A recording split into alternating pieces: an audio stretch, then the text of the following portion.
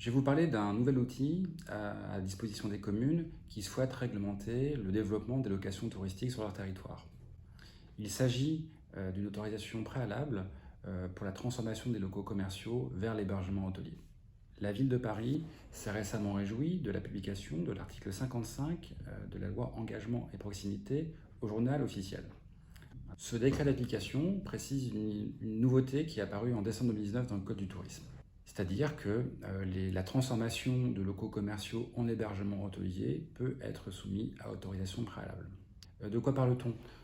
Si le développement initial des locations touristiques s'effectuait principalement dans les locaux à usage d'habitation, on observe depuis 3-4 ans qu'il y a de nombreuses demandes de transformation de locaux qui ne sont pas de l'habitation, qui sont des locaux par abus de langage qu'on appelle commerciaux, en hébergement hôtelier.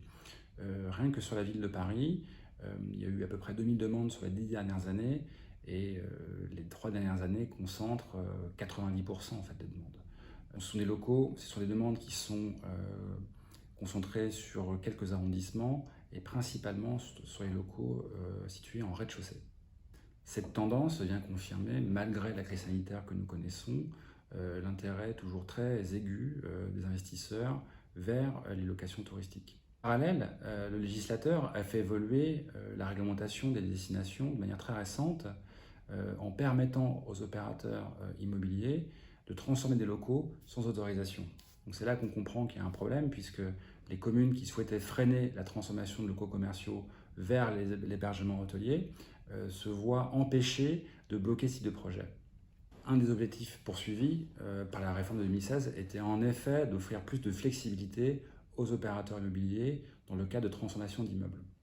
Cette flexibilité, elle se manifeste dans les CERFA de demande d'autorisation d'urbanisme par la présence désormais, depuis 5 ans, de 2 tableaux.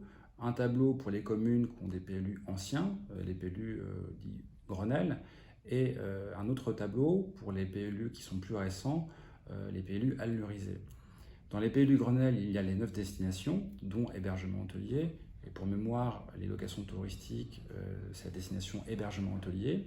Et pour les PLU donc plus récents, les PLU dits allurisés, vous retrouvez bien les 5 destinations, les 5 familles de destinations, avec les sous-destinations, dont hébergement hôtelier.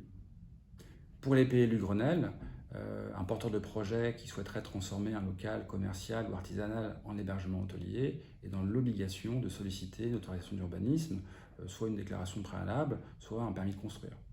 En revanche, un porteur de projet qui a un local situé dans une commune avec un PLU allurisé peut ne pas avoir à solliciter une autorisation d'urbanisme de changement de destination. C'est notamment le cas d'un local artisanal ou d'un local de commerce vers l'hébergement hôtelier. Le décret du 11 juin 2021 vise notamment à traiter de manière différenciée les transformations de locaux en meublés de tourisme. Il s'agit pour les communes qui disposent d'un PLU allurisé de venir freiner les effets de la réforme de 2016.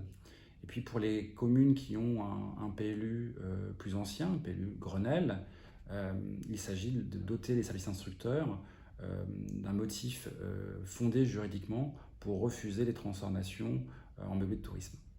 Attention, ce nouvel outil n'est possible que pour certaines communes. Il s'agit des communes qui ont au préalable réglementé le changement d'usage des locaux d'habitation.